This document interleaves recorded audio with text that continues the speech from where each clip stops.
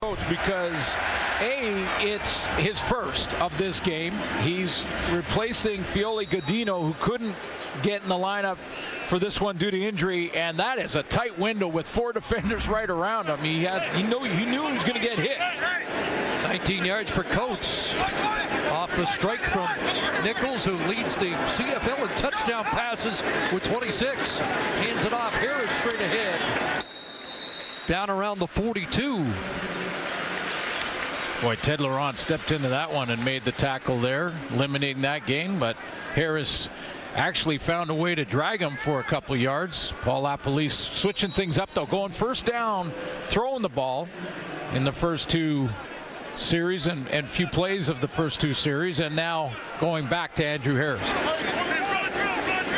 4 for Harris, 2nd and 6. Quickly out of the hands of Nichols, a slant through Denmark, wrapped up by Leonard, but forward progress to the 35 will be enough for another Bomber first down. Boy, Matt Nichols has done such a nice job of that balance, finding that balance of protecting the football and not putting it in harm's way and putting points on the board. And it is a balancing act, because if you get too reckless, Paul LaPolice working on some great play calling right now. They need an answer, get some points on the board here, and are now in field goal range. Last 9 games, only 3 interceptions tossed by Nichols in a half season. Pocket collapsing hit as he tried to throw, and the ball falls incomplete. Or are they ruling that a fumble? Nichols has been shaken up, gets helped up, but the torque on his throwing arm as he was hit as he delivered the football. The officials still conferring, and they say it's a Hamilton fumble recovery. Newcomer Ryan Mueller recovered by Hamilton, first down. Believe it was number 40. No, it wasn't. It was Kane, and you heard Matt Dunnigan in the pregame show talk about Kane coming on some blitzes. There's the first. Ruled a turnover. It will have to be confirmed by the command center, but it looks like Hamilton football when we come back. The Nissan Redline clip. Take another look. Kane's coming off the edge here, and just see if Matt Nichols was in that throwing motion, arm moving forward. That would make it an incomplete pass, not a fumble and fumble recovery. I think it was back when the ball came out. His hand did continue forward. Of more concern, though, I think for Winnipeg and their fans is the health of Matt Nichols right now as they look at that right throwing hand. He may have lost the nail, too.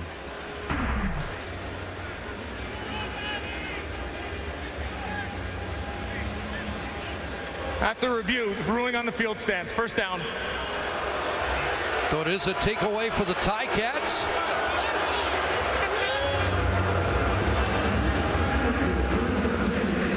Mike O'Shea still conferring on the sidelines with head linesman Justin McInnes. And Mike O'Shea may also be asking about the hit that Nichols took. But no challenge. Hamilton football. And inside it's Sean Thomas Erlington with a carry. And Corey Johnson the tackle. Sudden change, 2nd and long. Personnel changes for the Winnipeg Blue Bombers on defense. Sam Hurl comes out. An extra defensive back in there on 2nd and long against Jeremiah Masoli.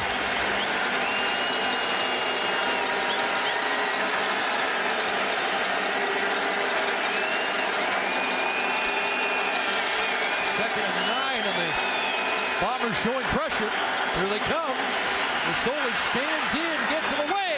Saunders the catch, and a Ticat first down to the Winnipeg 47. Great protection up front. This offensive line giving Jeremiah Masoli lots of time. It was pressure. There was a stunt as well. Go ahead and run it. Watch the blocking up front as they try and twist in the middle. And Masoli gets just enough time in that throwing lane to get it out of there. 18-yard gain and a new set of downs. 5 catches, 121 last week for Saunders. He gets 18 on that reception. There's Green, cut back and nothing doing taken down by the weak side linebacker, Javon Santos-Knox. Great read by Santos-Knox. Now, what Hamilton will do, and I'm sure June Jones take another look at this right after the handoff here, and Masoli elects to go to Green. The right read made by Santos-Knox, but you can bet that Hamilton will come back to that one and have Masoli keep it and get the edge. He had some running room out there. Loss of 1 second and 11. Under a half minute remaining here in the opening quarter. Looks like offside against Opalugo. Free play, and Tasker was open, but pass thrown behind him, unable to make the one-handed catch. I think Masoli wanted Tasker to sort of gear it down in that seam. He had Maurice Leggett on the inside hash mark on him, and then he had a defender Offside. over the top. Number 54. Up 5 yards. Remains second down. But I saw the same thing you did, Chris, off the top here. Opalugo jumps into that neutral zone. And there's Tasker, and I think Masoli wanted him to just gear it down there a little bit into the inside there. There's Mo Leggett coming across. Had to throw it to the back shoulder and keep number 31 away from the football. Second and 6 this time. 5 receivers set. Masoli to the time over the middle. And Knox able to knock that down. Intended once again for Tasker, the first incompletion against the Masoli record in this first quarter. End of 15 minutes. Ticats hungry to get back in the race, off to a big start as Speedy B off to the races for us. 60-yard touchdown and a 10-0 Ticat lead in the first quarter. Not the same thing to be said for the Bombers, who usually are extremely well balanced under Paul Appolise. Yeah, when Winnipeg's at their best offensively, they're running their offense through Andrew Harris. Andrew Harris had just 2 touches for 9 yards. Now, you know, Paul Appolise, with everyone looking at this Bomber offense and scouting it, wanted to change up in that first quarter, went to the air on first down. That's okay. It's okay to change things up a little bit, but this offense is at its best with 33 running the football. I'm sure we'll see a lot more of that in this second quarter. He averages, Andrew Harris, 17 to 19 touches a game, just 2 in the first quarter. So here is Castillo back on to attempt a second field goal on the night. And this will be from 50 yards out. Maurice Leggett in the end zone in case he misses.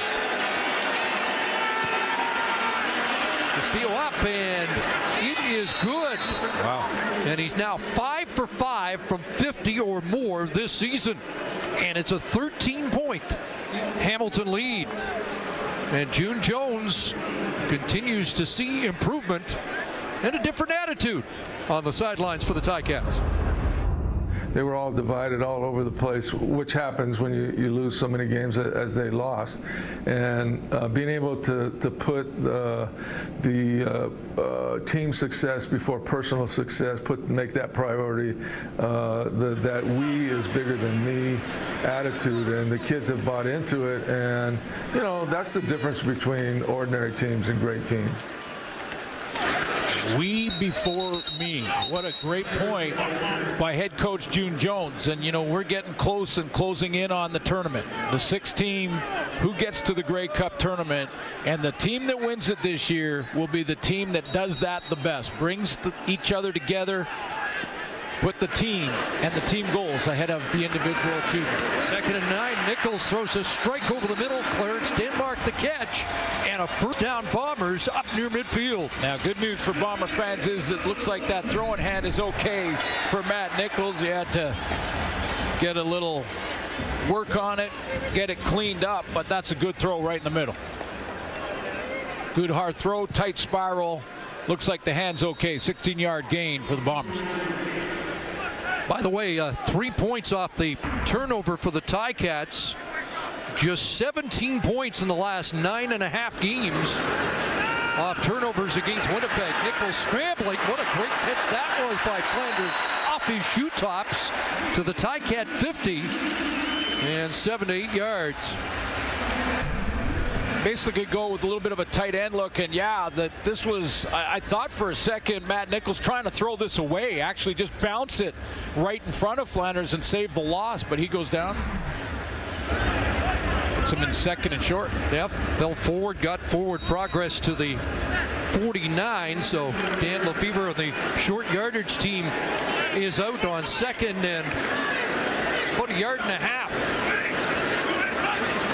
Then they direct snap to Adams. He's got Harris open. Andrew Harris caught from behind down at the 5, but another play out of the Paul LaPolice trick bag, and it works big time. Same set. They go with short yardage, and they get Dan Lefevre just running in behind their offensive line. They fake a direct snap back to Darvin Adams, and he goes 44 yards to Andrew Harris. And Chris, the only reason that he got caught from behind was because he had to wait for the ball. Yep. Well, Harris came into the game needing to average 56.4 yards receiving to hit 1,000. It takes a big chunk out of it here for him in that pursuit. Snap between the legs of Dan Lefevre back to Darvin Adams.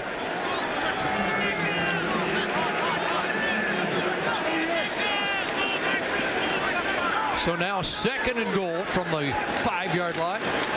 Over the middle. Timothy Flanders.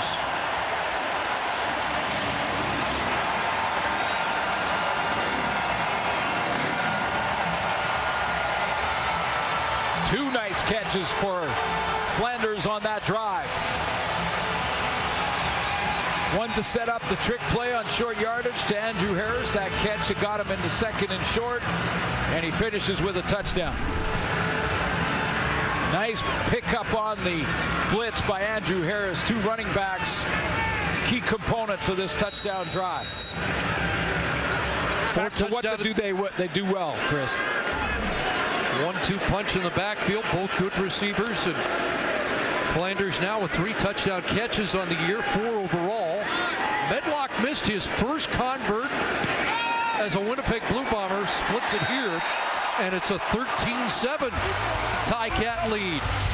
Winnipeg, the highest scoring second quarter team, gets back in it early in the second quarter.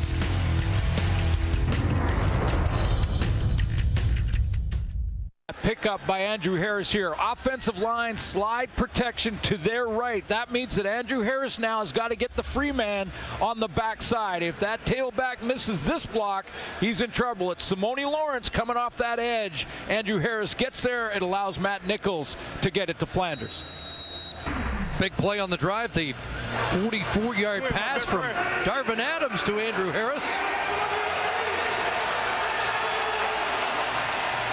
Now a 6-point Hamilton lead.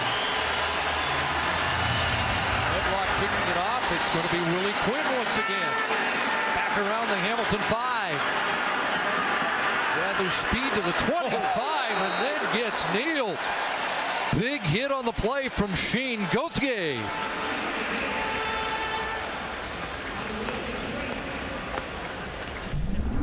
Shane Gauthier stepping into this one. Quinn tries to sidestep the first tackler, and right between the 4 and the 4, you kind of lose him.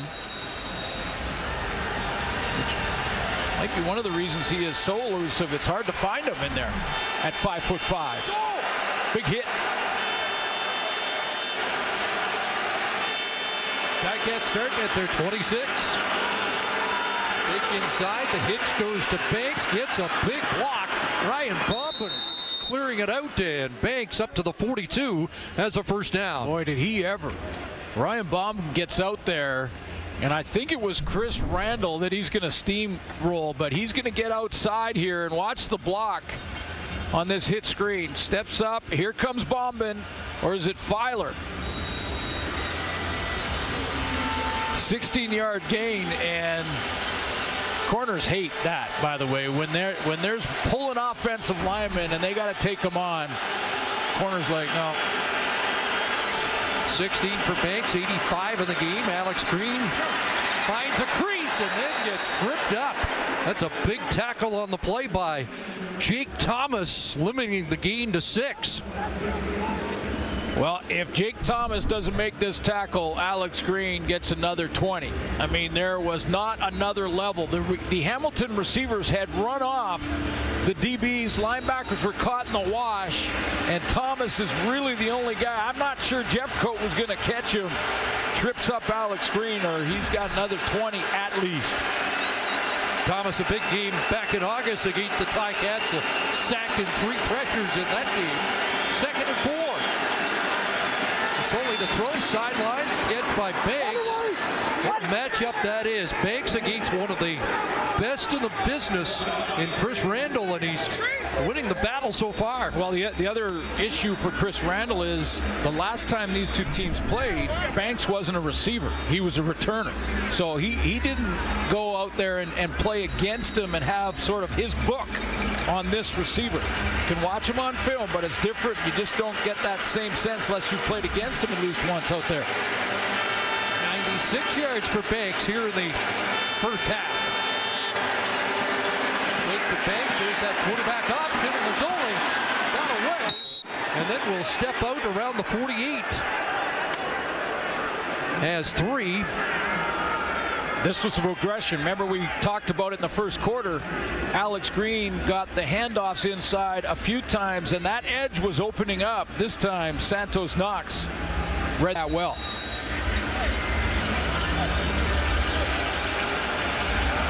So 2nd and 7. Under June Jones, Mazzoli's averaged 258 passing yards and has 6 touchdowns, 3 interceptions. 6 for 8 on 2nd down conversions. And whistle sounds before this play gets off. Time count violation. Hamilton, number 8. 5-yard penalty. Remains 2nd down. So they walk back 5, and it will be 2nd and 12.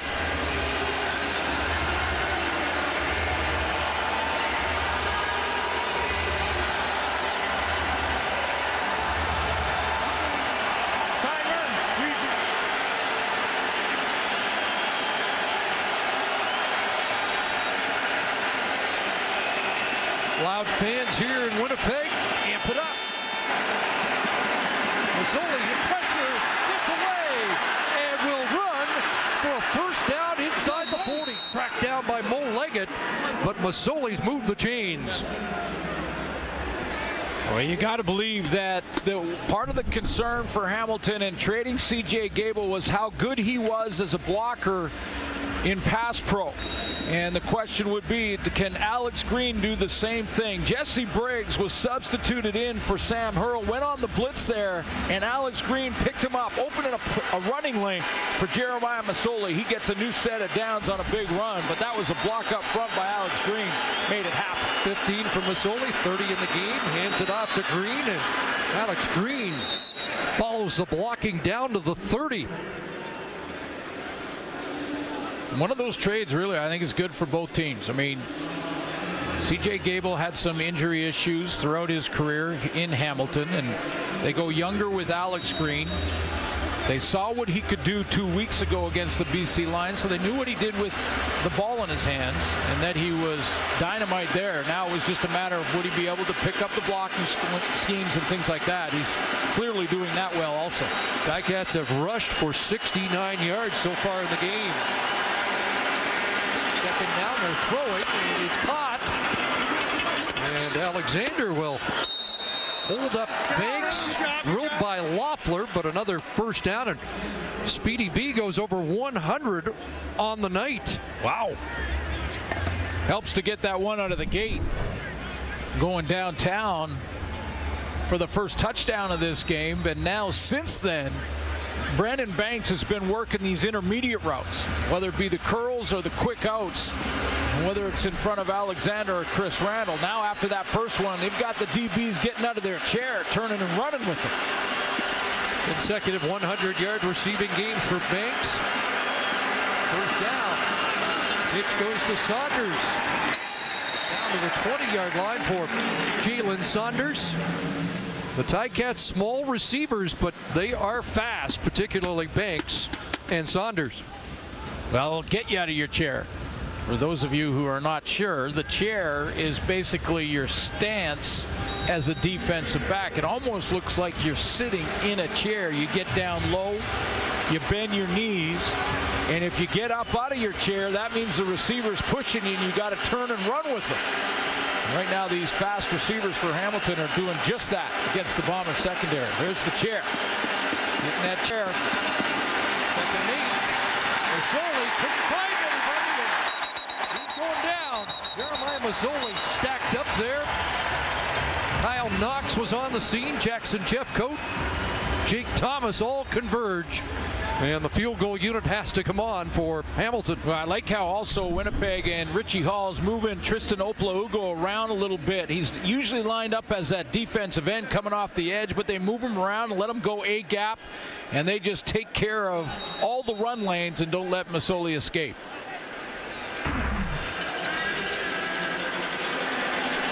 Still a 33-yard field goal attempt for Castillo.